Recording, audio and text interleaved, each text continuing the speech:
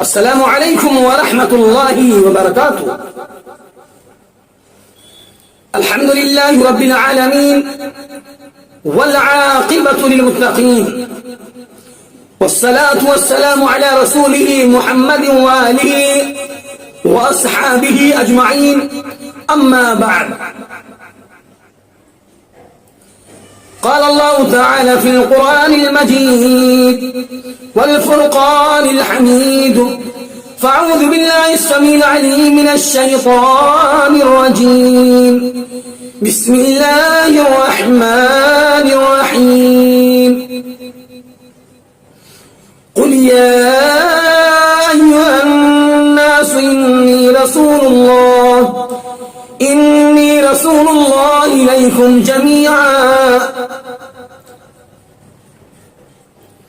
سامعین مکرم،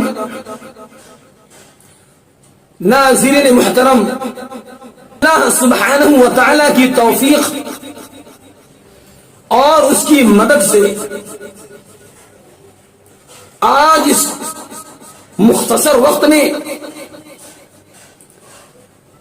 جس موضوع کو لے کر حاضر خدمت ہوا ہوں وہ موضوع ہے سیرت النبی صلی اللہ علیہ وسلم. پچھلے درس میں پیغمبر اسلام جناب محمد رسول اللہ صلی اللہ علیہ وسلم کی حالات زندگی آپ تمام حضرات کے سامنے رکھا تھا.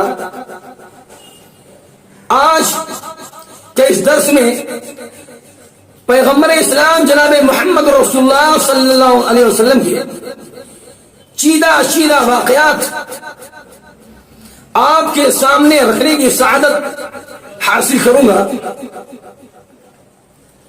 کہ اللہ کے حبیب جناب محمد رسول اللہ صلی اللہ علیہ وسلم نے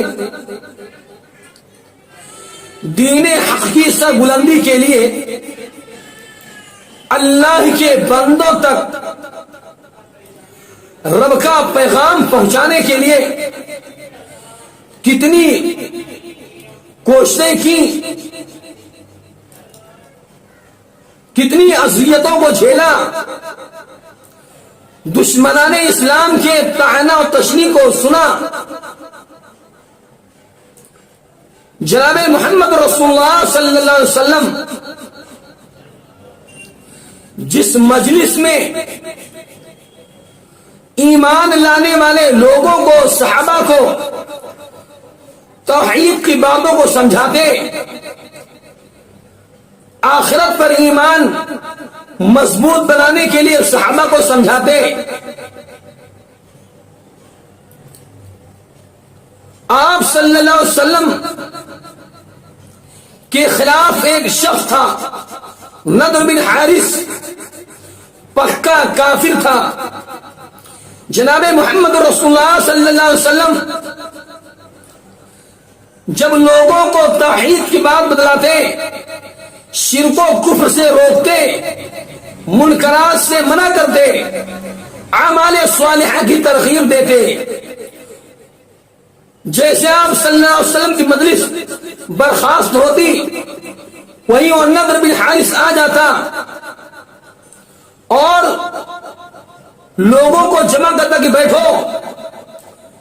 چنانچہ نضر بن حارث ملوک، فارس اور بادشاہوں کے قصے کہانیاں اس نے ازبر یاد رکھا تھا. بادشاہوں کے قصے کہانیوں کو اس نے ازبر یاد کر رکھا تھا. صحابہ کے سامنے قصہ سنانا شروع کر دیتا اور کہتا ہے، لوگوں، میں اچھا قصہ وہ ہوں یا محمد صلی اللہ علیہ وسلم؟ کون ہے اچھا؟ یہ ملعون شخص نضر بن حارث اللہ کے حبیب جناب محمد رسول اللہ صلی اللہ علیہ وسلم کو ستانے میں کوئی کسر نہیں چھوڑا. پیغمبر اسلام جناب محمد رسول اللہ صلی اللہ علیہ وسلم جب رؤسائے قریش کے سامنے، مکہ کے امیروں کے سامنے، مالداروں کے سامنے توحید کی بات پیش کرتے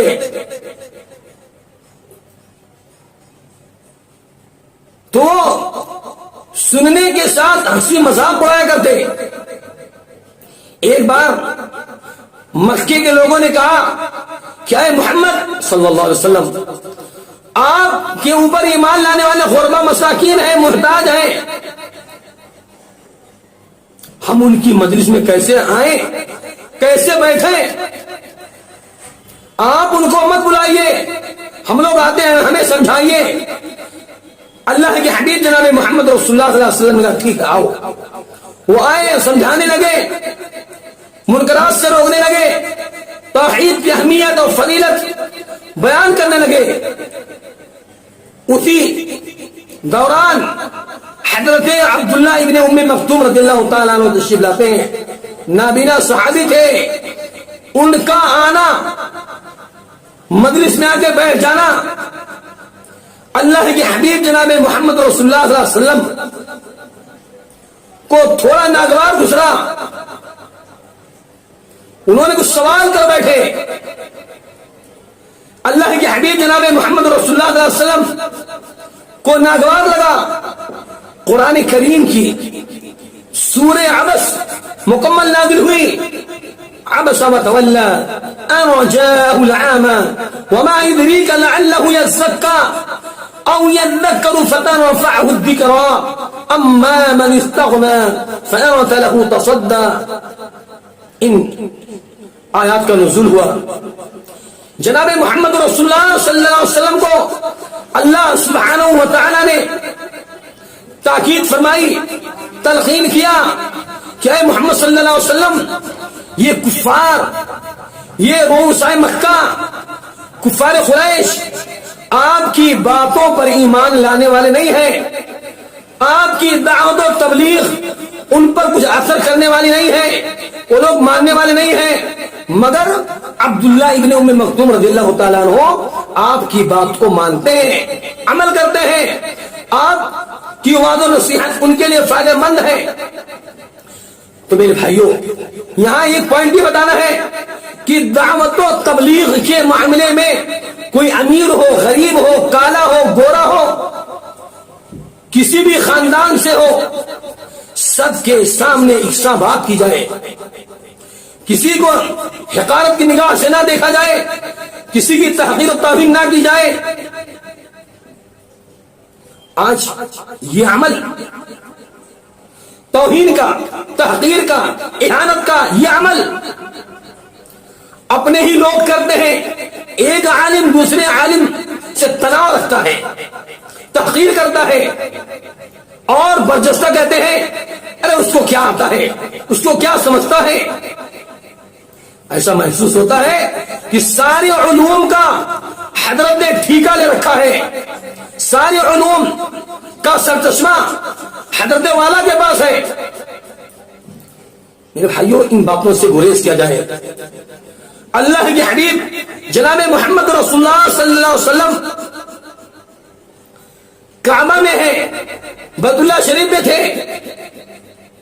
کہ قبیلہ دوس کے ایک شخص کے آنے کے بارے میں کفار قریش کو، مکہ کے رئیسوں کو، وہاں کے سرداروں کو علم ہوا کہ قبیلہ دوس سے حضرت طفیل بن عمر الدوسی آنے والے ہیں.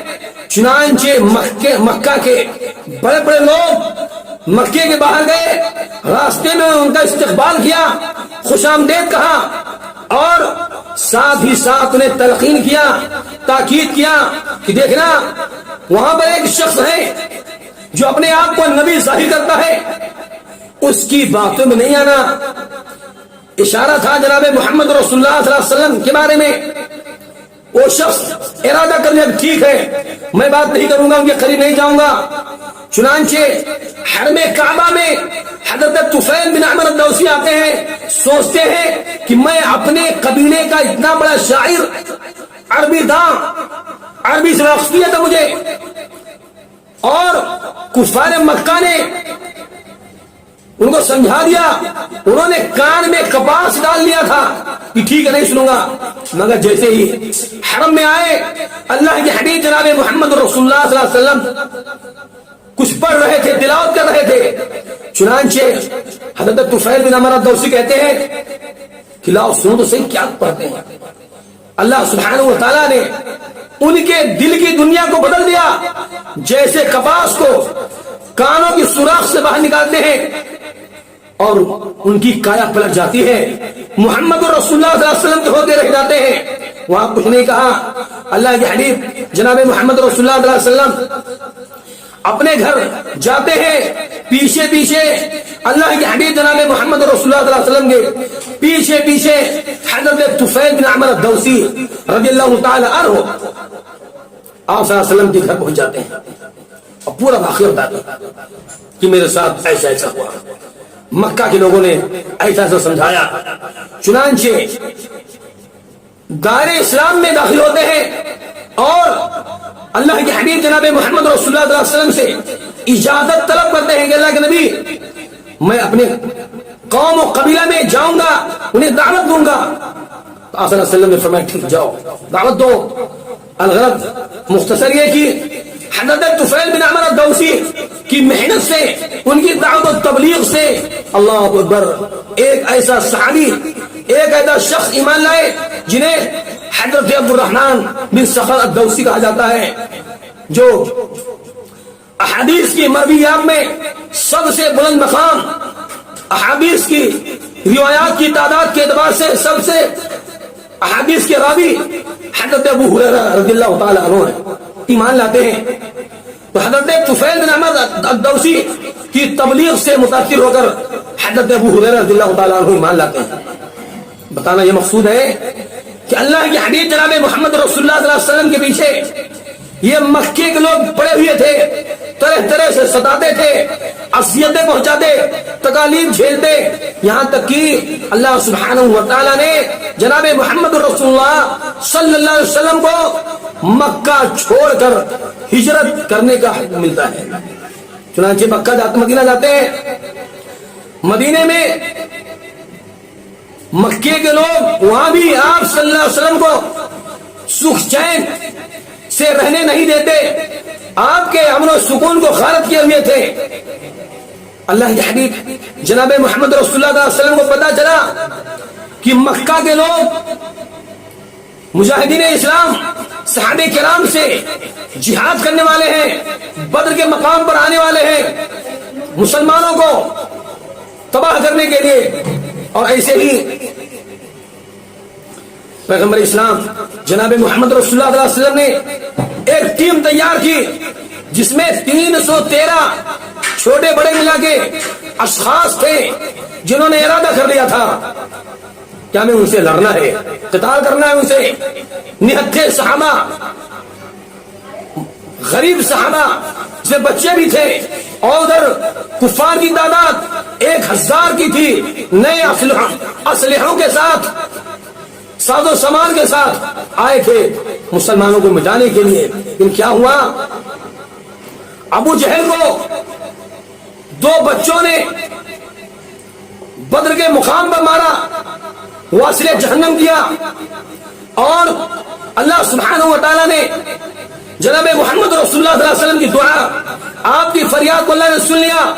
اللہ کے حبیب صلی اللہ علیہ وسلم دعا کرتے رہے کہ اللہ اگر آج اس بدر کے مقام پر 313 صحابہ کرام اگر مارے جاتے ہیں تو اے رب کریم قیامت کی صبح تک تیرا کوئی نام لینے والا نہیں ہوگا۔ اللہ سبحانہ و تعالیٰ نے جناب محمد رسول اللہ صلی اللہ علیہ وسلم کی دعا کو، فریاد کو، آپ کی گڑگڑاہٹ کو اللہ نے سن لیا۔ صحابہ کرام کو، مجاہدین اسلام کو اللہ نے فتح و کامیابی سے ہمکنار فرمایا۔ جنگ بدر میں 14 مسلمان شہید ہوئے اور کفار کے 70 کافر مارے گئے، 70 ہی کی تعداد میں گرفتار ہوئے، قید کیا گیا۔ ان قیدیوں میں، ان گرفتار ہونے والے لوگوں میں اللہ کے حبیب جناب محمد رسول اللہ صلی اللہ علیہ وسلم کے سگے چچا حضرت عباس بن عبد المطلب رضی اللہ تعالیٰ عنہ تھے۔ صحابہ نے ان کو کس کے باندھ دیا تھا، تمام قیدیوں کو کس کر باندھا گیا۔ رات کی تاریکی میں حضرت عباس رضی اللہ تعالیٰ عنہ جب کروٹ لیتے تو ان کا کروٹ لینا محال ہوتا، دوبر ہوتا، سخت اذیت میں تھے، کرا رہے تھے۔ اللہ کے حبیب جناب محمد رسول اللہ صلی اللہ علیہ وسلم کے کان میں آپ کی سماعت تک حضرت عباس بن عبد المطلب کی کراہنے کی آواز کان میں آتی، اللہ کے نبی بے چین ہو جاتے ہیں، اٹھ کے دیکھتے ہیں۔ صحابہ کہتے ہیں اللہ کے نبی کیا بات ہے، آپ کو نیند نہیں آ رہی ہے؟ اللہ کے نبی فرماتے ہیں کہ میرے چچا کے کراہنے کی آواز میرے کان میں آ رہی ہے، کیسے سو جاؤں میں؟ چنانچہ صحابہ نے کہا اللہ کے نبی ہم اس بندھن کو ڈھیلا کر دیتے ہیں۔